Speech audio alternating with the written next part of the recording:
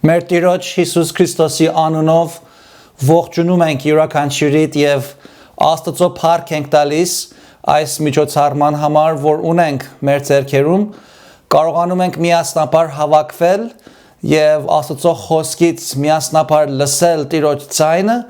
մեր պաշտամունքը եւ մեր փառաբանությունը բարձրացնել Աստծուն, պաշտել նրան հոգով եւ ճշմարտությամբ։ Ուստի հրավիրում եմ ձեզ սիրելիներ, որ ձեր աստվածաշնչները բանակ Մատթեոս ավետարանի 13-րդ գլխին, Մատթեոս ավետարան 13-րդ գլուխ եւ պիտի կարդամ 51-րդ համարից սկսյալ, Մատթեոս 13, 51-ից սկսյալ,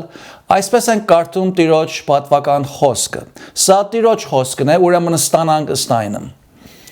Հիսուսը ասեց նրանց. Իմացաք այդ բոլորը։ Ասեցին նրան. այո, Տեր։ Նա էլ ասեց նրանց. սրա համար ամեն դպիր, որ երկնքի արքայությանն է աշակերտել, նման է տանտեր մարդի, որ հանում է իր գանձիցը նոր եւ հին բաներ։ Եվ եղավ, երբ որ Հիսուսը այս առակները վերջացրեց, գնաց այնտեղից եւ գալով իր գավառը նրանց ժողովարանը սովորեցնում էր նրանց։ Այնպես որ զարմանում էին նրանք եւ ասում. Որտեղից է սրան այս իմաստությունը եւ զորությունները։ Չէ որ սա Հյուսան որդին է, չէ որ սրա մայրը Մարիամ է կոչվում, եւ եղբայրները Հակոբոս եւ Հովսես եւ Սիմոն եւ Հուդա, եւ չէ որ սրա ամեն քույրերը մեզ մոտ են, ապա որտեղից է սրան այս ամեն բաները։ Եվ գայթակղում էին նրա վրա։ Հիսուսն էլ նրանց ասեց. մի մարգարե անարգված չէ, բայց միայն իր գավառի եւ իր տան մեջ։ Եվ այնտեղ շատ զորություններ չարավ նրանց անհավատությանը պատճառով։ Այսօր Տիրոջի շնորհքով հենված մեր կարդացված բնաբան համարներին պիտի նայենք այնտեղ գտնվող 3 կետերի։ Ուրեմն անդրադառնալով առաջին կետին, տեսնում ենք թե որն է երկնքի արքայության մասին Հիսուսի ուսուցանած ճշմարտությունների նպատակը։ Եվ թե աշակերտները դրանց սովորելով այդ ճշմարտությունների հետ ինչպես պիտի վարվեին, ինչ պիտի անեին դրանց հետ։ Նայեցեք 51-րդ համարին։ Այնտեղ Տեր Հիսուս որպես մի ուսուցիչ, ու այն էլ պետք է ասել, ամենալավ ուսուցիչը, իր աշակերտներին հարց է ուղղում եւ ասում. Իմացաք այդ բոլորը, այսինքն այդ բոլոր առակները, որ ձեզ պատմեցի, մեկնաբանությունները, որ պատմեցի, իմացաք։ Աշակերտներն էլ նրան պատասխանում են. այո, Տեր։ Ուրեմն Տերը այսպես ասեց նրանց. սրա համար ամեն դպիր, որ երկնքի արքայությանն է աշակերտել, նման է մի տանտեր մարդու, որ հանում է իր գանձից նոր եւ հին բաներ։ Ինչ էր ուզում ասել Տերը այս պատասխանով եւ ինչ է նշանակում այս։ Նախ նայենք Հիսուսի տված հարցմանը։ Նա հարցնում է. այս բոլոր առակները եւ դրանց մեկնաբանությունները իմացաք, բանալի բառը իմանալ բառն է։ Պատճառը, որ նա հարց է տալիս, այն է, որ երբ որ Սերմնացանի ու 4 տեսակ հողերի առակը պատմեց, 10-րդ համարում տեսանք, թե աշակերտները նրա մոտ հավաքվելով նրան հարց տվին. ինչու ես առակներով խոսում։ Նաև դրանից անմիջապես հետո, երբ որ Տերը բարի սերմի եւ որոմների առակը պատմեց, ու հետո ժողովուրդը թողնելով աշակերտների հետ տուն եկան, տան մեջ աշակերտները դարձյալ Հիսուսին մոտենալով խնդրեցին եւ ասեցին. մեզ մեկնաբանիր արտի որոմների առակը։ Այնպես էր երևում, թե նրանք առակը լսելու ժամանակ դրա իմաստը եւ ապա դրա գործադրությունը չէին հասկացել։ Ուրեմն Տիրոջից խնդրում էին, որ նա այդ առակը իրենց համար պարզ լեզվով եւ ուղղակի ոճով մեկնաբաներ։ Այս համարում Հիսուսի գործածած իմացաք բառը իր հունարեն բնագրի մեջ իրարու մոտ բերել կամ իրարու կողք կողքի դնել է նշանակում։ Ուստի Տերը երբ հարցնում է իմացաք, ուզում է ստուգել, թե արդյոք իր աշակերտները իր պատմած առակներով այդ ճշմարտությունների իմաստը, նշանակությունը հասկացել էին թե ոչ։ Նա նաև ուզում է քննել, թե արդյոք նրանք այդ առակներով բացահայտված ճշմարտությունների գործադրումին եւ իրենց կյանքի մեջ դրան կիրառման անդրադարձել էին թե ոչ։ Մտքով եւ տրամաբանությամբ հասկանալը մի բան է, սակայն դա անօգուտ կլինի, եթե այդ ըմբռնումը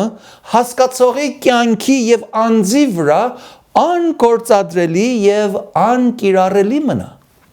Տերը հարց է տալիս եւ ասում է. դուք հասկացաք, դուք իրարու կողքի դրիք առակը եւ դրա մեջ պարունակվող դասը։ Դուք տեղը բերիք, թե երկնքի արքայության ավետարանը, ինչպես որ պատմեցի, զանազան մարդկանց պիտի քարոզվի, ու դուք անդրադառնում եք, թե ոչ ամեն լսող այդ ավետիսին պիտի դրական եւ պտղատու կերպով պատասխանի։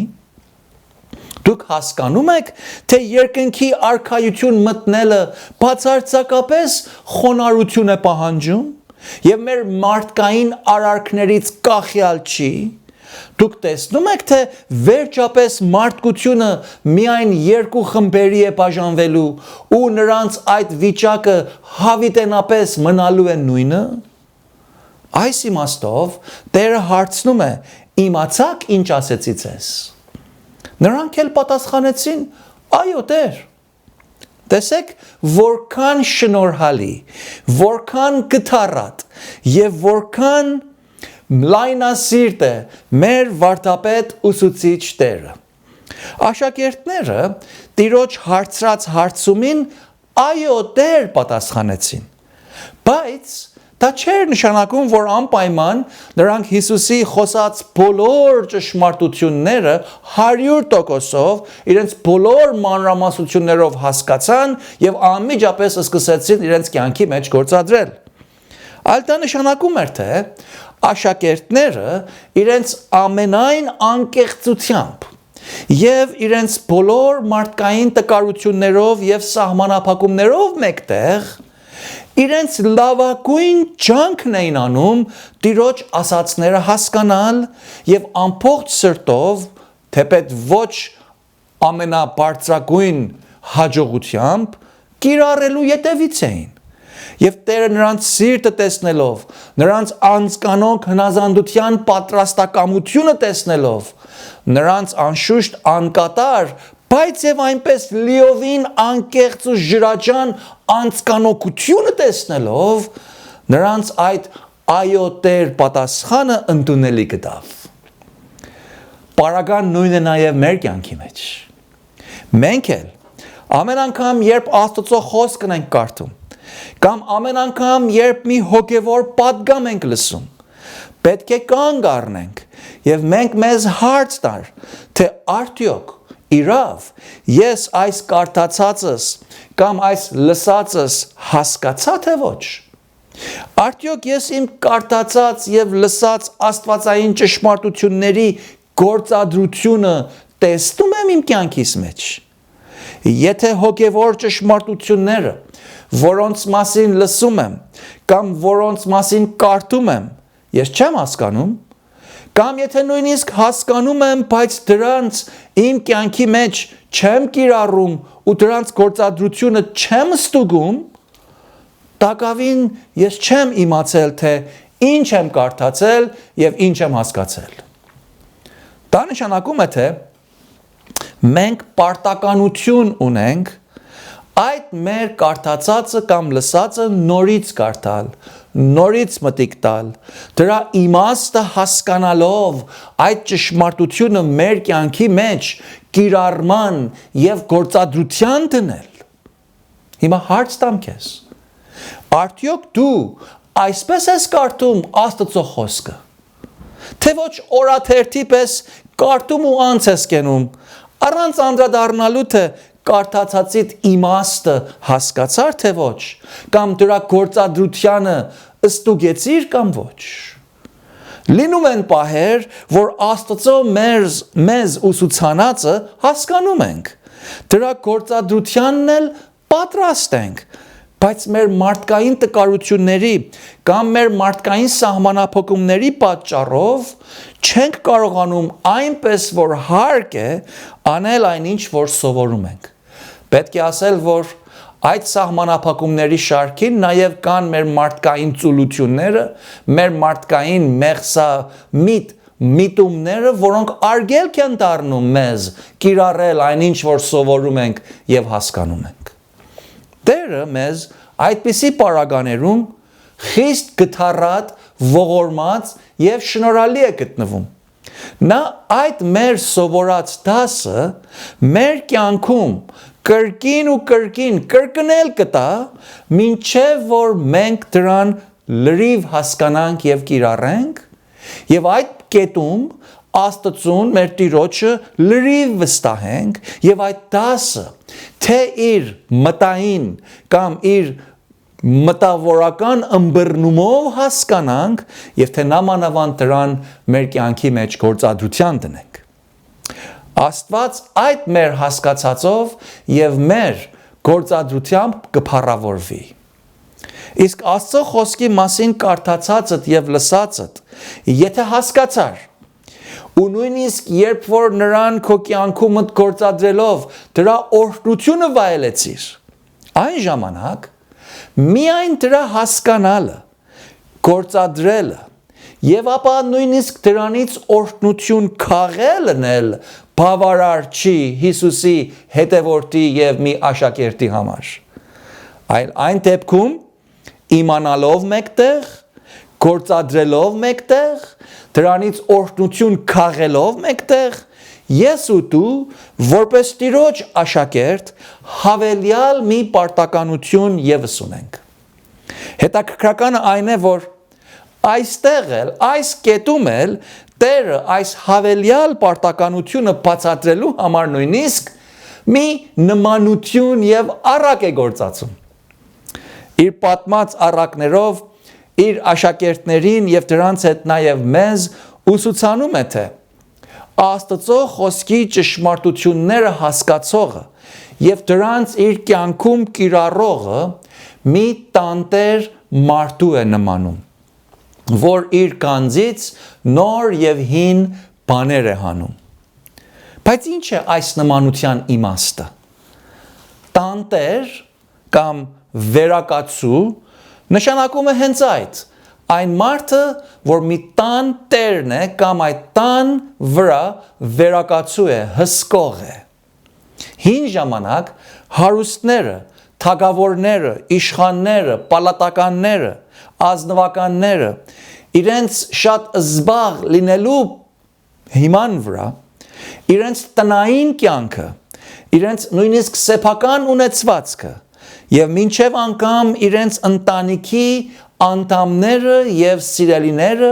նրանց հոգացությունը եւ նրանց ամենօրյա խնամարարությունն ու հոգատարությունը մի շատ հավատարիմ, իմաստուն եւ դրամի եւ ունեցվածքի արժեքը իմացող եւ դրանց ամենայն խնայողությամբ եւ իմաստությամբ գործածող մարդու ձեռքն էին հանձնում։ Այս տանտերի կամ այս վերակացուի նմանությունով Տերն ուզում է սովորեցնել, թե նա որ Աստծո խոսքի ճշմարտությունները հասկանում է, Աստծո ճշմարտությունների անսահման գանձերի վրա վերակացու է նստած։ Դրանց ձեռնհասություն ունեցող մեկն է։ Եվ նա կարողություն եւ իշխանություն ունի այդ Աստծուց ստացած ճշմարտությունների ուղիղ մեկնաբանությունը գործածելով շատ մեծ օրհնություն վայելել եւ օրհնության միջոց դառնալ։ Բայց այդ հոգեվոր գանձերին ունեցած ձեռնհասությունը միմիայն իր անձի համար չի։ Այդ մարդը այդ գանձերը չի ստացել, որ միայն ինքը գործածի եւ օրհնվի, այլ նա այդ բոլոր հոգեվոր ճշմարտությունների գանձերի վերակացուն լինելով, միայն ինքը ճշմարտություն լսելով, կիրառելով, օրհնվելով ապրելու չէ, այլ նա մի հարուստ մարդու տանտերի նմանությամբ պարտականություն ունի, այն իր հասկացած, կիրառած, օրհնության միջոց եղած բոլոր Աստծո խոսքի ճշմարտությունները իր շրջապատում եղողների հետ բաժնեկցի, նրանց էլ բաժին հանի, նրանց բացատրի, նրանց ուսուցանի ու Աստծո մասին, երկնքի արքայության մասին, այն արքայության մեջ արժանի լինելու պարտավորությունների մասին, փրկության մասին, այս իր շրջապատին վկայի, պատմի, խոսի, սովորեցնի, խրատի եւ զանազան միջոցներով, լինի դա առակներով, լինի դա խոսքով, լինի դա հորդորանքով, լինի դա պատմությունով, կամ թե նաև իր ուղղակի կյանքի ապրելակերպով ու վարվելակերպով, ուղղակի խոսակցությունով նրանց բոլորի ուշադրությանը բերի։ Առաջի Հովաննու 5:13-ի մեջ Հովանես առաքյալը Սուրբ Հոգի Աստծուց ներշնչված իր գրի առած նամակի նկատմամբ այսպես է վկայում եւ ասում է. Այս բաները գրեցի ձեզ, որպեսզի գիտենաք, թե հավիտենական կյանք ունեք։ Դուք, ովքերդ Աստծո որդու անունին հավատում եք։ Հովանեսը ինքը որպես Հիսուսի աշակերտ եւ առաքյալ հավատում էր Հիսուսին։ Ինքը լավ էր հասկացել հոգևոր կյանքը, Աստծո խորհուրդները։ Ինքը հավիտենական կյանք ուներ եւ վայելում էր այդ օրհնությունը։ Ինքը Հիսուսից խիստ օրհնվում էր։ Նրա սերը շատ մոտիկից էր վայելում։ Հովանես այնքան էր սիրված Հիսուսից, որ ինքը իր ինքնությունը Աստծո խոսքի մեջ եւ իր գրությունների մեջ հաճախ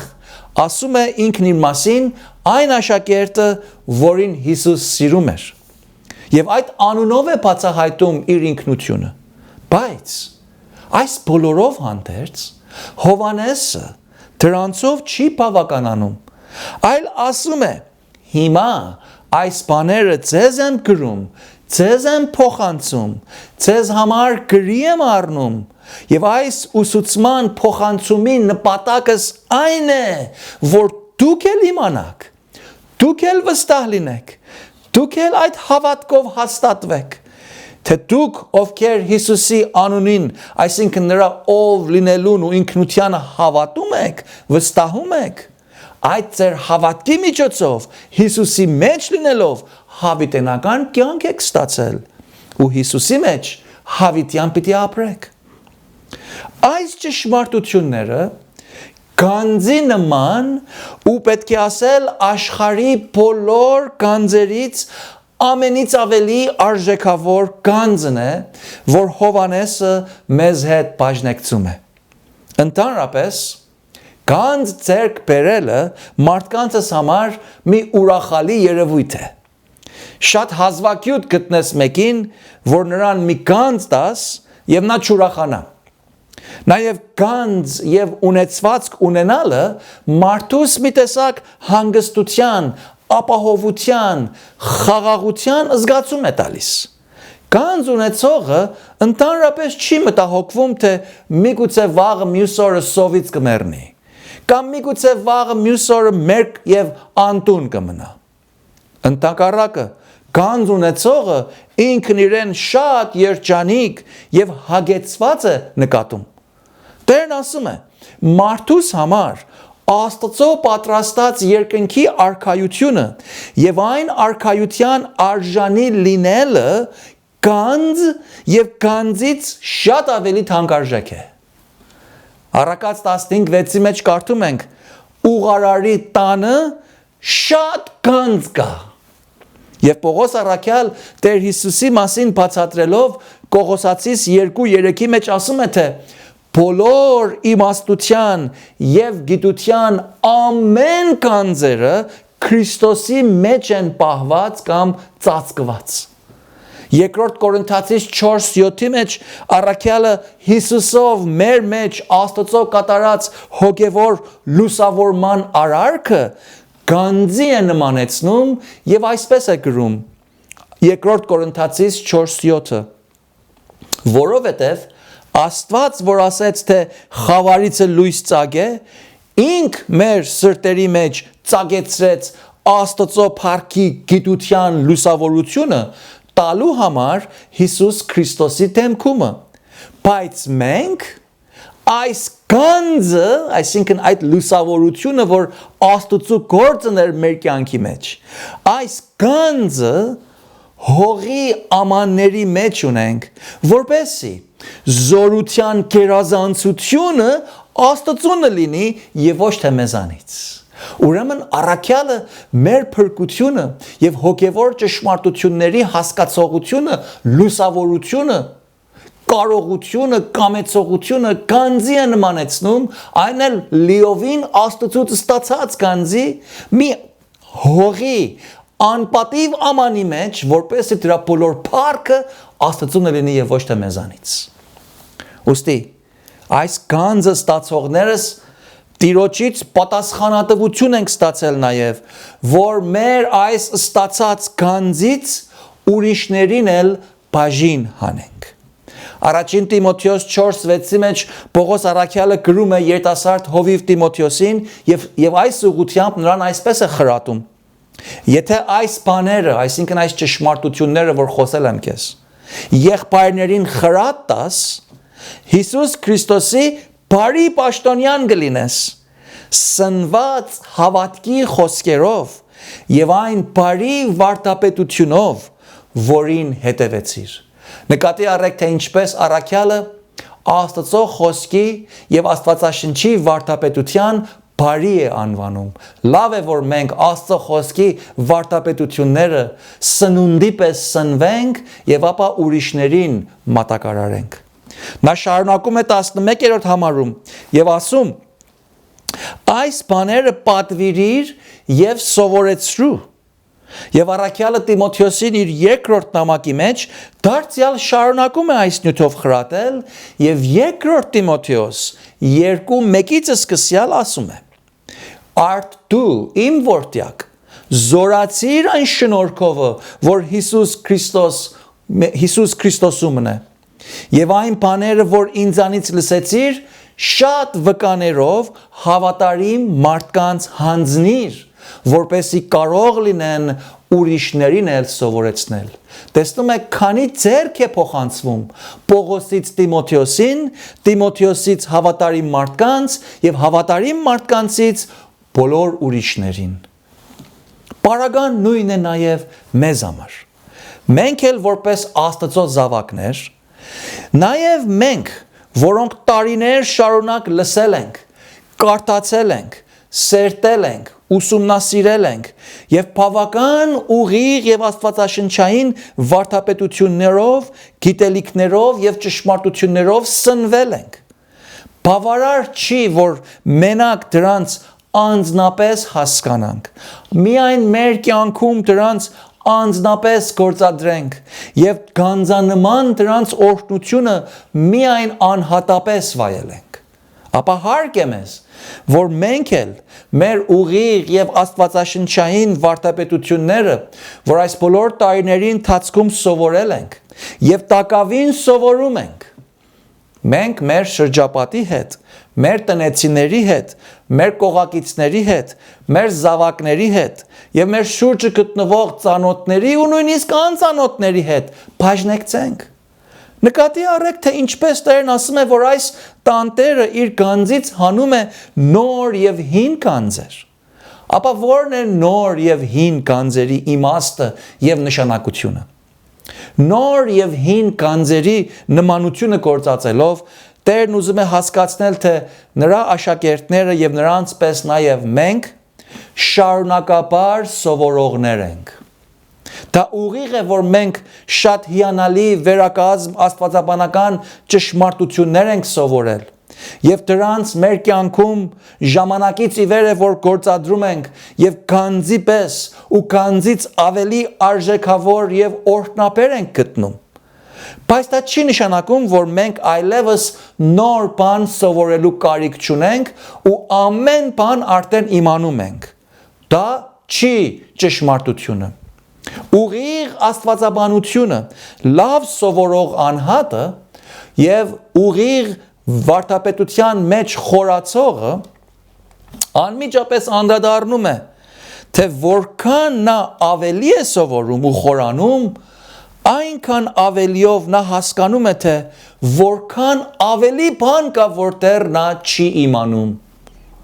Նա որ կարծում է, թե ինքը արդեն իսկ բավարար իմանում է ու այլևս նոր բան սովորելու կարիք չունի,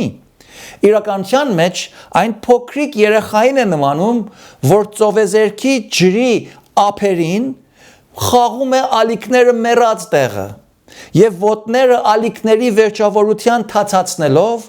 ինքը կարծում է, որ ծովի մեջ արդեն լողացել է եւ բավարար ծովը վայելել է։ Ինքը իրեն շատ լավ է զգում, բայց չի անդրադառնում, որ իր արջևը կա մի հսկա եւ անծայրածիր օվկիան ու ինքն դրա առաջին է կանգնած եւ դրա հսկայությանը չի տեսնում։ Իսկ իրական նավաստին կամ իրապես հմուտ լողորտը այն անձն է,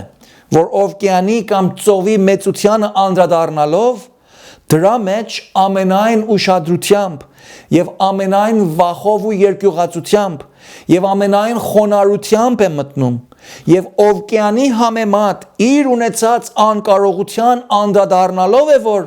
իր նավը այդ ջրերի վրայից վարում կամ այդ ծովում լող է տալիս։ Մենք էլ որպես հավատացյալներ մեր սրբագործության կյանքի ընթացքում շարունակ սովորելու ենք, շարունակաբար վերանորոգվելու եւ վերակազմվելու ենք ու շարունակաբար եւ խոնարհաբար թե մեր վաղուց սովորած ճշմարտություններից եւ թե մեր նոր սովորած իրողություններից մեր շրջապատին բաժնեկցելու ենք։ Սա բերում է մեզ մեր երկրորդ կետին, ուր տեսնում ենք Տեր Հիսուսին, որ նա թողնելով իր գտնված տեղը, իր մեծացած գավառն ու գյուղն է վերադառնում։ Սա նշանակում է, որ նա Նազարեթ է գալիս եւ կարդում ենք, թե նա այդ քաղաքում, այսինքն Նազարեթի ժողովարանն է մտնում եւ այնտեղ սովորեցնում է։ Հիսուս իր մանկության շրջանում ապրած եւ այնտեղ մեծացած գավառի տաճարն էր մտել եւ այնտեղ իր հնուց ծանոթ, իր վաղեմի դրացիներին, հարևաններին եւ այնտեղի համագյուղացի մարդկանց, որ իրեն փոքրությունից ճանաչում էին, սկսեց հոգևոր ճշմարտություններ սովորեցնել։ Կարդում ենք, թե այն գյուղի եւ գավառի մարդիկ, երբ որ տեսնում էին, թե իրենց քթի տակ ապրող ու համագյուղացի Հյուսն Հովսեփի եւ նրա կին Մարիամի այս երիտասարդ դարձած որդին սովորեցնում է եւ այն էլ ինչպիսի խոր եւ իմաստուն բաներ է ասում, ու նաեւ տեսնում էին, թե ինչպիսի զարմանալի եւ գերբնական զորություններով հրաշագործություններ է կատարում, կարդում ենք, որ նրանք զարմանում էին, բայց չէին կարողանում հասկանալ, թե այս իրենց գյուղում մեծացած, իրենց լավ ծանոթ այս տղան, այս երիտասարդը որտեղից, ինչպես է կարողանում այսպիսի իմաստություն եւ զորություն ունենալ։ Այս դրությունը եւ այս վիճակը մեզ Տեր Հիսուսի եզակի եւ երկբնույթ անձնավորությունն է ցույց տալիս։ Աստվածաշնչային ուղիղ վարդապետության համեմատ եւ Աստծո խոսքի ճշմարտության համեմատ Տեր Հիսուս իր մարտեղանալուց հետո եւ այդ մարտեղանալուց ի վեր նա երկբնույթ էակ է։ Նրա մասին ասում ենք, թե նա Աստված մարդ է։ Սա նշանակում է, թե Հիսուսի անձի մեջ իր մարտեղանալուց հետո ի վեր երկու բնություններ կան. Աստվածային բնությունը եւ նրա մարդկային բնությունը։ Այս երկու բնույթները նրա նույն ժամանակ նույն մեկ անձի մեջ են, իրարու հետ միատեղ են, իրարու հետ ներդաշնակ են, իրարուց տարբեր ու զատ են, բայց իրարուց անջոկելի են, և իրարու հետ անխառն են, իրարու հետ հաղորդակից են, բայց իրարու հետ շաղախված ու խառնված չեն։ Այս իմաստով է, որ ասում ենք, թե Հիսուս ճշմարտապես ու կատարելապես Աստված, ու նույն պահին Հիսուս ճշմարտապես ու կատարելապես մարդ է։ Սրան աստվածաբանական լեզվով Հիսուսի էութենական միությունն են կոչում։ Այս բառը լավ բառ է, որ մենք սովորենք։ Շատ հաճախ չի հնչվում քարոզների մեջ, շատ հաճախ հովիվներ չեն բացատրում սա, և մեր ականջներին միգուցե խորթ է թվում։ Աստվածաբանական կերպով Հիսուսի եզակի երկբնության կոչում են էութենական միություն, անգլերենով hypostatic union of Christ։ Էությամբ united, միացած, երկու էությունները, բնությունները։ Սա այն Հիսուսի անձի մեջ նրա ճշմարտապես աստվածային ու ճշմարտապես մարդկային բնությունների եզակի միացումն է։ Նրա մարդկային բնությանը նայելով, սա նշանակում է, թե Հիսուս իր մարդկային բնությամբ, որպես մի իրական, նորմալ, բնական, լրիվ, ճշմարիտ և կատարյալ մարդ էր։ Հիսուս իր մարդկային բնությամբ ծնվել էր որպես մի մարդու նորածին, անկարող քայլելու, անկարող կարդալու, անկարող ինքը իրեն խնամարարելու և կարիք ուներ, որ իր մայրը նրան խնամեր, կաթ տար, մեծացներ, գրել կարդալ սովորեցներ և այլն։ Նա բնական մարդու բոլոր ստորոգելիներով էր ծնվել, ճշմարիտ մարդու։ Նա ուներ մարդկային մարմին, մարդկային հոգի, մարդկային զգացումներ։ Նա օրինակի համար կարդում ենք մարմնապես իրավ սովեց, հոգնեց, կերավ, խմեց, հանգստացավ, քնեց։ Նա նաև մարդկային զգացումներով տխրեց, լացավ, ուրախացավ, բարկացավ։ Նա նաև մարդկային հոգի ունենալով, մարդկային հոգով Աստծուն տաճարում պաշտեց, Աստծո խոսքը կարդաց, Աստծո խոսքին հավատաց, վստահեց, Աստծո խոսքը լիովին կատարեց իր կյանքի մեջ, Աստծուն աղոթեց, իր խնդրանքը Հոր Աստծո կամքի համաձայն նրան բարձրացրեց ու Աստծուն ներկայացրեց։ Ապա նա որպես ճշմարտապես իրական և լիովին մարդ, բնական մարդ, ծեծվեց, ահավոր ցավ քաշեց, արնակամ եղած տկարացավ, այնպես որ իր ուսին դրած ծանր խաչապայտը չկարողացավ տանել ու կքեց։ Նա խաչելությունից առաջ մտրակվելու և ծաղկվելու պահին սարսափելի մարմնավոր ցավի դիմացավ։ Նրա ձեռներն ու ոտները խաչապայտին մեխած ժամանակ աներևակայելի տանջանք և ահռելի ցավ զգաց։ Ու վերջապես, երբ որ նա խաչի վրա մեռավ, նա իր մեջ ունեցած իր մարդկային հոգին ավանդեց և մարդկային իրական մահվան ենթարկվելով մեռավ և մարդու մեռած մարդու պես թաղեցին իրեն։ Նաև որպես ճշմարիտ և իրավ մարդ, Մարկոս 13:32-ի մեջ կարդում ենք, թե երբ որ մարդիկ նրանից հարց էին տալիս, թե երբ կլինի Աստծո դատաստանի և մարդու որդու երկրորդ գալստյան ժամը, Տեր Հիսուս իր մարդկային բնության ակնարկելով ասեց. այն օրվա և ժամի համար ոչ ոք չգիտե, ոչ հրեշտակները երկնքում և ոչ էլ որդին, բայց միայն Հայրը։ Այսինքն Հիսուս բաներ կար, որ իր մարդկային բնությամբ չգիտեր։ Ճիշտ մարդու պես։ Անշուշտ թե Հիսուսի աստվածային բնությունը Աստված լինելով ամենագետ է և բոլոր բաները իմանում է, Սակայն նրա մարդկային բնությունը ամենագետ չի եւ նրա աստվածային բնության հետ խառնված ու շաղախված չի, ինչպես ոմանք կարծում են։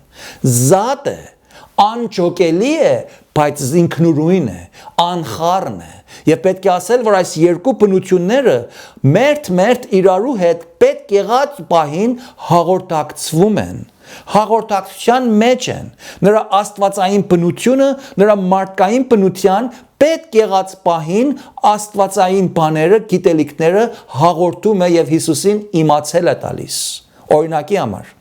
Հովանես 2:22-ից 25-րդ համարներում կարդում ենք, որ Երուսաղեմի մեջ Զատկի տոնին շատ մարդիկ էին հավաքվել եւ տեսնելով նրա բոլոր կատարած հրաշքները, ասում է, թե նրա անունին հավատացին։ Բայց Հիսուս ինքը իր անձը չէր հավատում նրանց, ինչու, որովհետև ամենը գիտեր, որովհետև պետք չէր, որ մեկը վկայեր նրանց համար, ինչու, որովհետև ինքը գիտեր, թե ինչ կար մարդու սրտում։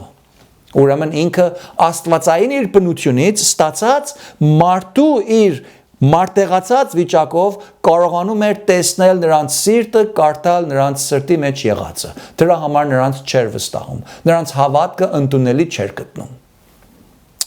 Բայց այժմ մեր ուշադրությունը կենտրոնացնում ենք Հիսուսի մարդկային բնության վրա։ Տեսնում ենք, թե նրա մարդկային բնությունը բնական եւ ճշմարիտ մարդու բնություն է։ Լատիներով ասում ենք vera deo, ճշմարիտ Աստված, vera homo, ճշմարիտ մարդ։ Այսինքն նրա երակների մեջ որպես մարդ, մարդկային նորմալ արյուն էր վազում։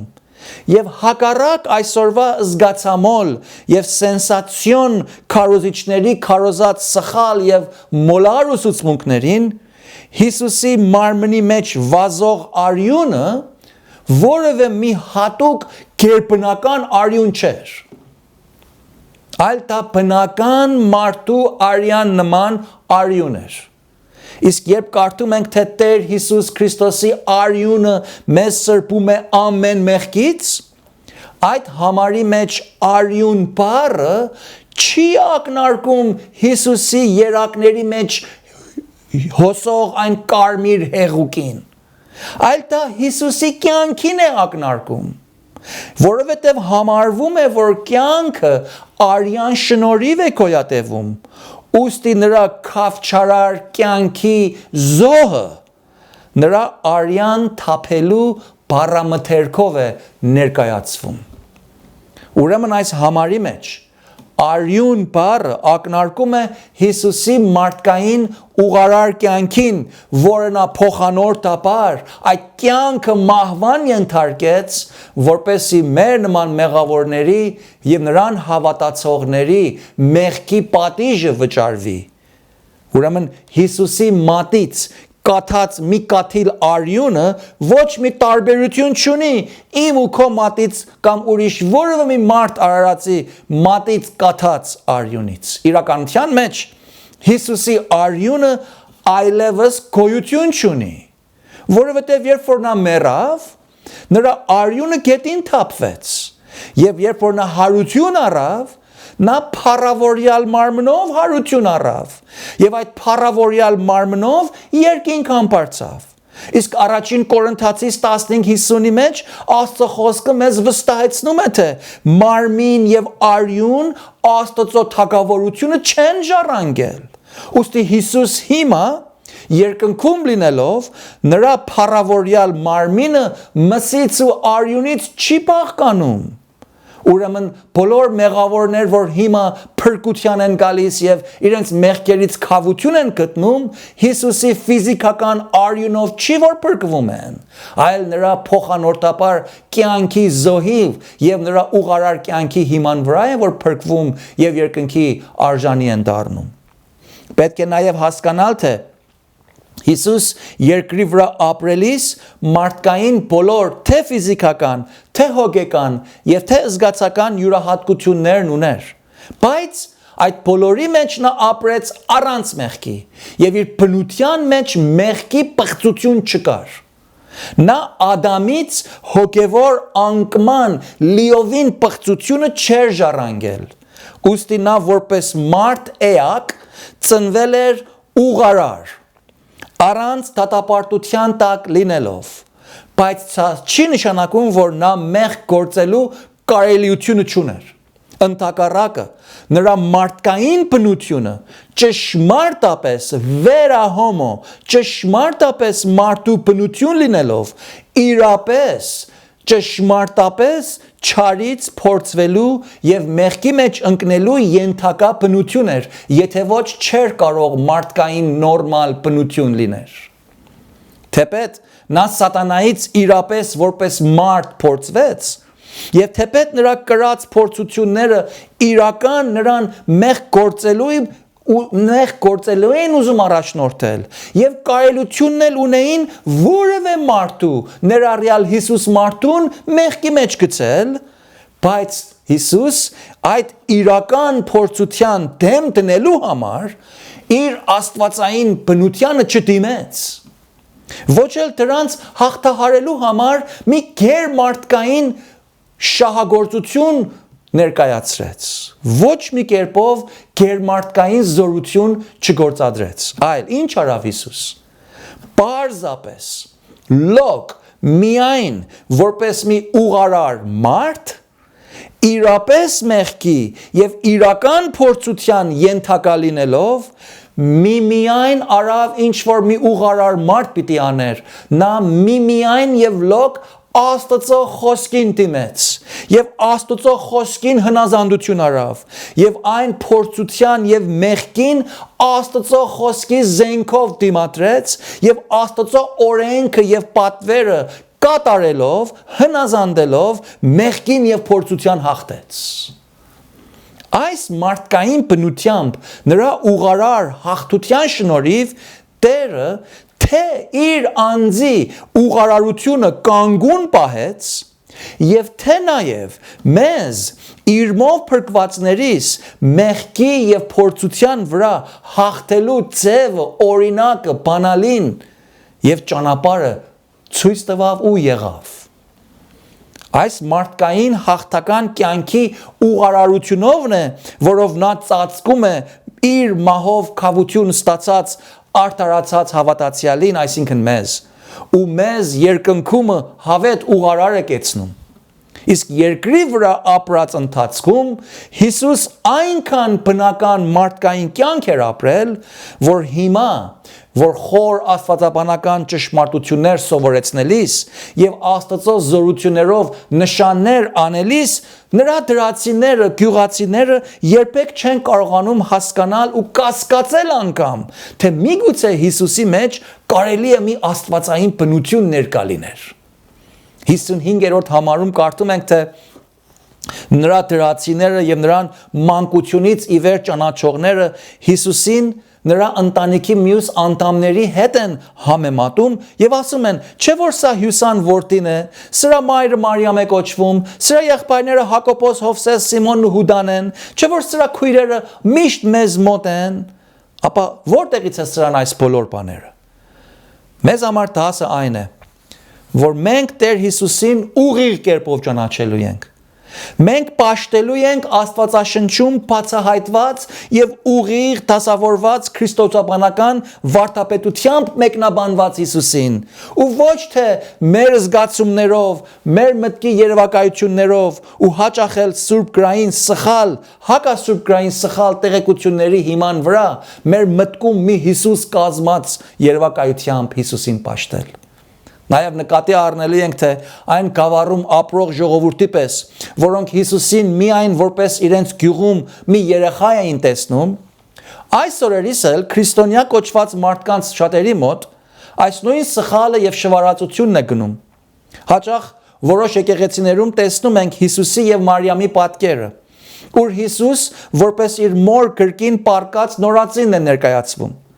Սա էլ կռապաշտության մի երևույթ է։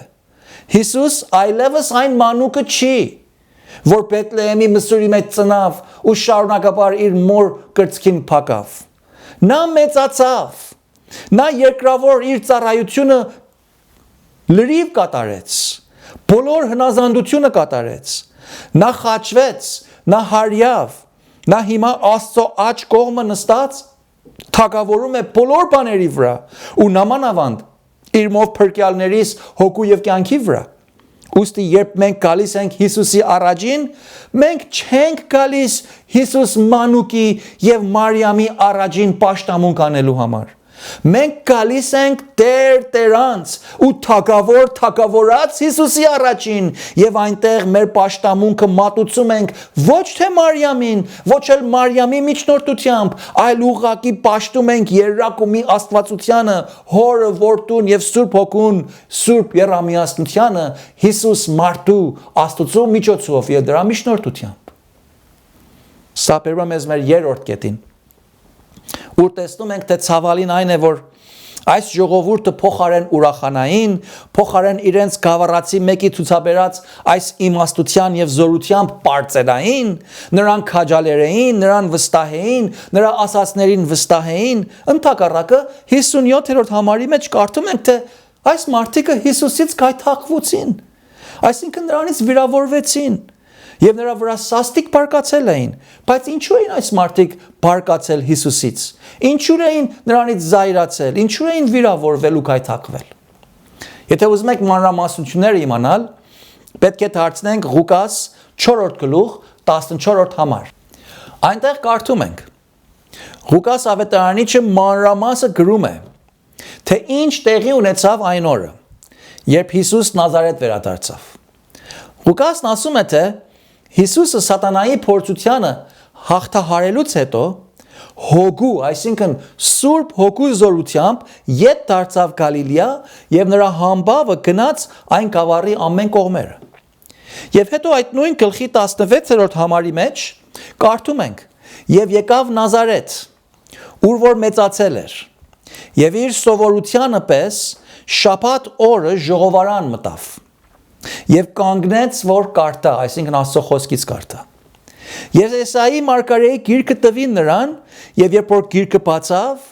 այն տեղը գտավ, այսինքն բացավ այն տեղը, ուր գրված է հետևյալ համարները. Տիրոջ հոգին իմ վրա է, որի համար էլ օծեց ինձ։ Նա ինձ ուղարկել է աղքատներին ավետարանելու, սրտով կոտրվածներին բժշկելու, գերիներին թողություն քարոզելու եւ կույրերին տեսություն խոցվածներին արձակելու ազատելով, Տիրոջ ընդունելի տարին քարոզելու։ Այս կարդալուց հետո կարդում ենք, որ Տեր Հիսուսը գիրքը փակեց, պաշտոնյային տվավ ու նստեց։ Եվ ժողովարանի մեջ ասում է, թե ամենի աչքերը նրան մտիկ էին տալիս։ Եվ երբ որ նստեց եւ տեսավ, որ բոլորը իրեն նայում են, կարդում ենք, որ նա սկսեց ասել նրանց, այսինքն հիմա ուզում է սովորեցնել մի շարք ճշմարտություններ։ Ինչ ասի լավ է։ Տեր Հիսուս ասեց. Այսօր այս գիրքը կատարվեցավ ձեր ականջներում, այսինքն ինչ որ դուք այն մարգարեությունը որ լսեցիք, կատարվեց իմ այստեղ ներկա լինելովս, իմ անձի մեջ։ Եվ բոլորը զարմանում էին այն շնորհած խոսքերի վրա, որ դուրս էր գալիս նրա բերանից, եւ ասում էին, չէ՞ որ սա Հովսեփի որդին է։ Եվ հետո Հիսուս մի բան ավելացրեց։ Այս ժողովրդին իր համագյուղացիներին ասեց. Իհարկե այս ասացվածքը կամ այս առակը կասեք ինձ, բժիշկ, քո անձը բժշկիր, որչափ բաներ լսեցինք Կափառնայումի մեջ եղած, քո հայրենիքումը այստեղ էլ արա։ Հիսուս ասում է, որ դուք լսեցիք, որ ես ուրիշ քաղաքներում բժշկություններ եւ հրաշագործություններ եմ արել, եւ հիմա որ այստեղ եմ, անշուշտ թե դուք պիտի ասեք, օ, քաղաքացի բժիշկ, համագյուղացի բժիշկ, հիմա քո քաղաքացիներիդ, քո համագավառացիներին էլ այսպես բաներ արա, քո անձդ բժշկիր։ Բայց Տերն ասեց. ճշմարիտ ասում եմ ձեզ, թե ոչ մի մարգարե ընդունելի չէ իր հայրենիքումը։ Եվ ճշմարտությամբ ասում եմ ձեզ, թե Եղիայի օրերին Իսրայելի մեջ շատ որբևայրիներ կային, երբ որ երկինքը 3 տարի ու 6 ամիս փակվեց, այնպես որ մեծ սով եղավ, Եղիան նրանցից ոչ մեկի մոտ չուղարկվեց, բայց միայն Սիդոնացիների Սարեփթյան մի որբևայրի կնոջ մոտ։ Եվ նաև շատ փորոտներ կային Իսրայելի մեջ Եղիսե մարգարեի ժամանակումը, եւ նրանցից ոչ ոք չսրբվեց, բացի միայն Նեեմյան ասորին։ Այս խոսքերով Հիսուս իր համագյուղացիներին, նազարեթցիներին ասում է. թե դուք ուզում եք, որ ես այստեղ ուրիշ շատ տեղերի նման բժշկություններ անեմ, ձեր մեջ հրաշքներ ու նշաններ գործեմ, ձեր ծանոթն եմ ասելով ձեր դարդերը վեր առնեմ, ինչ որ ձերքիցս գա ձեզ համար անեմ, բայց հիշեք, որ Եղիայի օրերումը եւ Եղիսեի օրերումը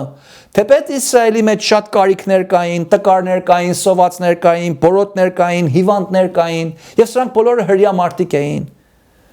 Բայց այս բոլորով հանդերձ, այդ բոլոր հրյա տկարների, հիվանդների, սովածների մեջ միայն երկու օտարականներ ու ոչ հրյաներ Աստծո հրաշքը վայելեցին։ Միայն երկու օտարականներ Աստծո հրաշքով կերակրվեցին ու բուժվեցին։ Եվ ասեմ ձեզ, պարագան այսօր ձեր մեջ նույնն է։ Նա այս ասելով իր հրաշք եւ զորություն փափակող համագյուղացիներին մեղադրեց, թե նրանք ոչ թե Աստծուն էին փնտրում, այլ նրանք միայն Աստծուց եղած բարիքն էին որոնում։ Եվ պատճառը այն էր, որ Աստված մարդ Հիսուսը դեռ քիչ առաջ իրենց արջևը կանգնեց, իրենց ժողովարանի մեջ Աստծո խոսքից իրենց իմացած Աստծո խոսքը կարդաց, եւ նրանց ականջներին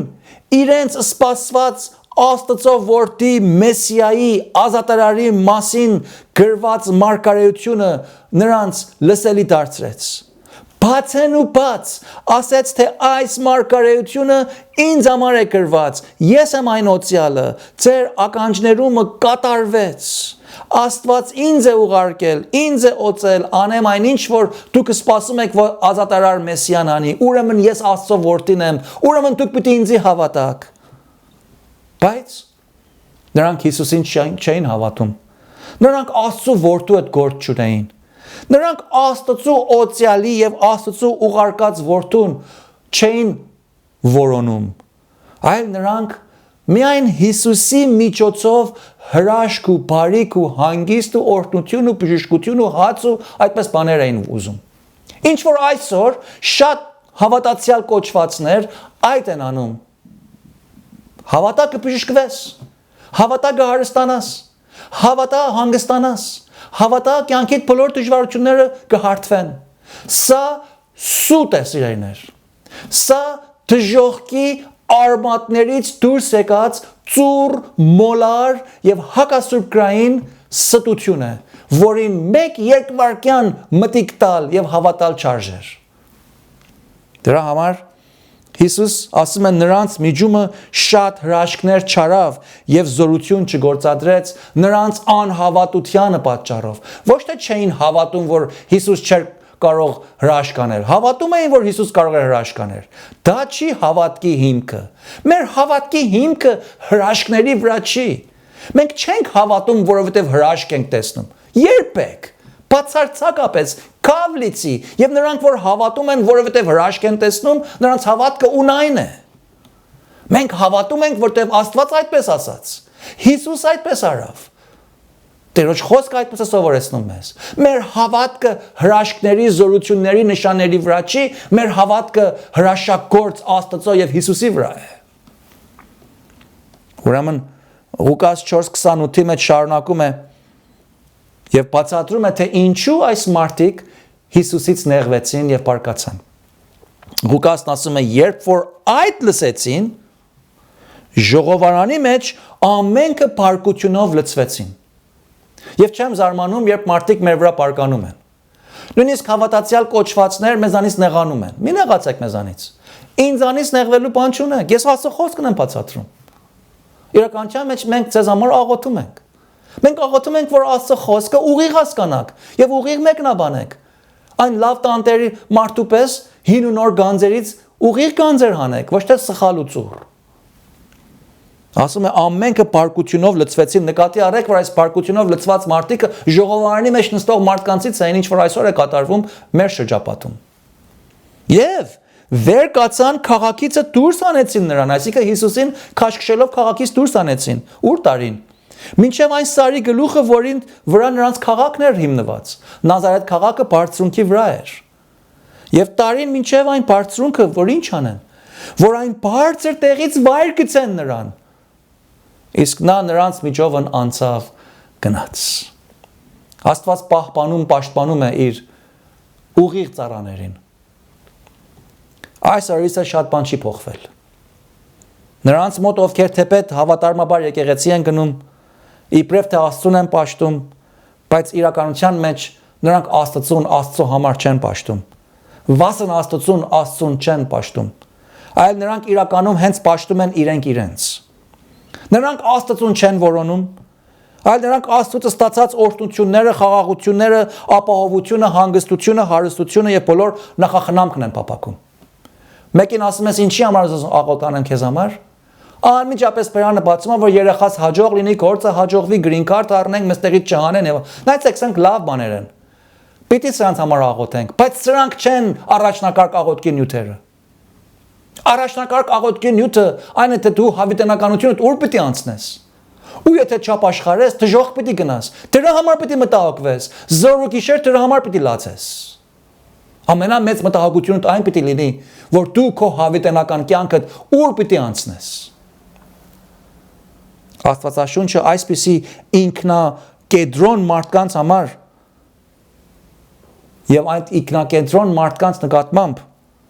նրանց ունեցած հավատքը իրականության մեջ անհավատների անհավատության հավասար է դասում։ Այսպիսիները ասում է, թե Աստծուն չեն կարողանում իրենց կյանքի մեջ ունենալ, ոչ էլ վայելել, ոչ էլ նրանից եղած բոլոր օրհնություններն ու խնամքը ստանալ, որովհետև Աստծուն չեն հավատում, միայն ուզում են Աստծուց բարիք ունենալ։ Տերն ասեց, այսպիսիները իրականության մեջ իրենց քաղաքում եղած մարգարեին անարգում են, անպատվում են։ 1000 հրաշք էլ որ անեմ, դուք տակավին ինձ անպատվում եք, որովհետև իմ ով լինելս չեք հավատում։ Միայն իմ ձեռքից եկածն եք ուզում։ Եվ Տերը նրանց սրտում եղած շարժարիթը տեսավ, նրանց մտադրությունը տեսավ։ Նաև Տերը տեսնում է քո սրտի մեջ, քո մտքիդ մեջ եղած շարժարիթը եւ մտադրությունը։ Թե դու ինչպես ես հավատում, ինչին ես հավատում, ինչու ես Աստծուն պաշտում։ Արդյոք Աստծուն ես որոնում, թե ոչ Աստծոց ստացածն ես որոնում։ Անշուշտ թե Աստծուն որոնողը Աստծուց կստանա այնինչ որ Աստված նրա համար նախախնամել էր։ Եվ այնինչ որ Աստված նրա համար նախախնամել էր, նա որպես բարիք եւ օրհնություն կստանա։ Նույնիսկ եթե դա լինի սակավ, համեստ եւ քիչ։ Կամ միգուցե դժվարություն, ցավ եւ նույնիսկ մինչեւ մահ։ Ուստի Աստծո առաջին ըստ Հիսուսին ոչ թե այն բոլոր ինքն իրեն հրյա կարծողն էր, որ ընդունելի էր, այլ այն ոչ հրյան էր, որ Աստծուն որպես Աստված էր հավատում։ Հովհաննես 1:9-ից սկսյալ կարդում ենք. Այն էր ճշմարիտ լույսը, որ ամեն մարդի լուսավորում է, որ գալիս է աշխարհքը։ Աշխարհում էր, եւ աշխարհը նրանով եղավ, եւ աշխարհը չճանաչեց նրան։ Իրենների մեջ եկավ, եւ իրենները նրան չընդունեցին։ Բայց որոնք որ նրան ընդունեցին, նրանց Աստծո որդիներ լինելու իշխանություն տվավ։ Այս իրողությունից մենք սովորում ենք, թե անհավատությունը հստակ բաները մթագնեցնում է։ Այս ժողովրդի առջեն հստակ էր, թե Հիսուս ով էր, բայց նրանք իրենց անհավատության մեջ կուրացած, իրենց առջևը եղած հստակ ճշմարտությունը չկարողացան տեսնել։ Երկրորդ սովորում ենք, թե անհավատությունը անկապ իրողություններին է շեշտում։ Ինչ կարևոր էր, թե Հիսուս ում տղեն էր։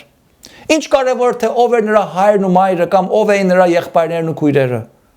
Կարևորը Հիսուսին իր ուսուցմունքի եւ կատարած հրաշքների հիման վրա ուղիղ ճանաչելը եւ նրա անձին վստահելն էր։ Բայց այս մարդիկ իրենց անհավատության պատճառով Հիսուսի կարևորությունը եւ կենտրոնականությունը բաց թողած նրա ճանաչելու բանալին ու շեշտը նրա ծնողներից, նրա եղբայրներից, նրա ընտանիքից էին որոնում։ Նաեւ սովորում ենք, թե անհավատությունը ճշմարտությունը տեսնելուց կուրացնում է։ Հիսուսի հին կտակարանից օրինակներ բերած այս օրինակները Եսայի մարգարեությունից կարդացված Աստծո խոսքի ճշմարտությունը ուղղակի կերպով մարդկանց ու ժողովրդին հասկացրեց, թե ինքը Աստծո որդին էր, Աստծուց ուղարկվածն էր, Աստծո օծյալն էր։ Բայց այդ բոլորով հանդերձ Աստծո խոսքի օրինակները լսելով, Աստծո խոսքի բուն ընթերցումը լսելով, այդ ընթերցման մեկնաբանությունը լսելով, ժողովարանի մեջ ներկա լինելով հանդերձ, այս անհավատ մարդիկ չկարողացան տեսնել, թե այն մարգարեությունը հենց Հիսուսի համար էր գրվել, ու այդ օրը հիանալի օր էր, որտեղ այդ մարգարեությունը 700 տարիներ առաջ գրված, այն օրը իրենց աչքերի եւ ականջների առջև իրականացավ, տեղի ունեցավ։ Բայց նրանք այդ մեսիային չհավատացին։ Եվ ապա 4-րդ սովորում ենք, թե անհավատությունը գերբնական օրհնություններին արգելք է դառնում։ Անհավատ մարդիկ Աստծո գերբնական արարքները զննելով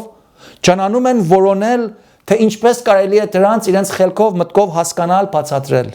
եւ երբեք էլ չեն կարողանում դրան հասնել։ Անհավատությունը երբեք չի կարող Աստծո նախախնամությունը հասկանալ, որովհետեւ անհավատը այն նախախնամ Աստծուն չի հավատում ու նրա ճշմարտությանը չի վստահում։ Դրա համար էլ Հիսուս որպես տանտեր իր հին ու նոր գանձերը այսպիսի անհավատ ժողովրդի վրա չվատնեց,